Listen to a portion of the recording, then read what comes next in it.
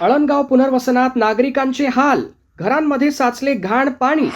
पुनर्वसन वसाहतीत दुर्गंधी, डासांचा प्रादुर्भाव, प्रशासनाविरोधात संताप. 8 वर्षांपासून तीच समस्या. अळणगाव पुनर्वसनातील नागरिकांचा आक्रोश.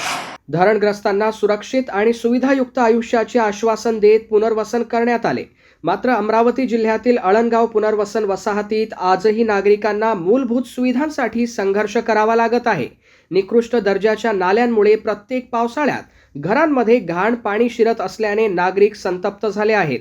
भातकुली तालुक्यातील निंभा गावाजवळील निम्नपेढी धोरणामुळे बाधित अळणगावचे पुनर्वसन कठोरा पोटे टाउनशिप समोर करण्यात आले. मात्र पुनर्वसनाला 8 ते 9 वर्षे उलटूनही रस्ते, नाल्या आणि पाणी निचऱ्याची व्यवस्था निकृष्ट असल्याचा आरोप नागरिकांनी केला आहे.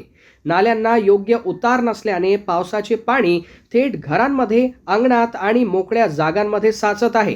त्यामुळे दुर्गंधी, डास, साप आणि विंचूंचा प्रादुर्भाव वाढून नागरिकांच्या आरोग्याला आणि जीवितालाही धोका निर्माण झाला आहे.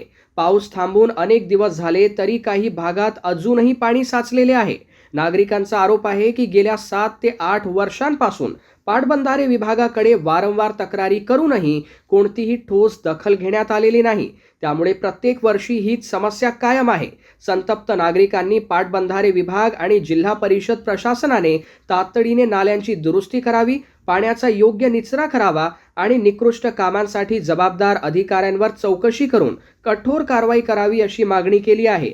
आता प्रशासन या गंभीर समस्येवर किती लवकर उपाययोजना करते याकडे सर्वांचे लक्ष लागले आहे.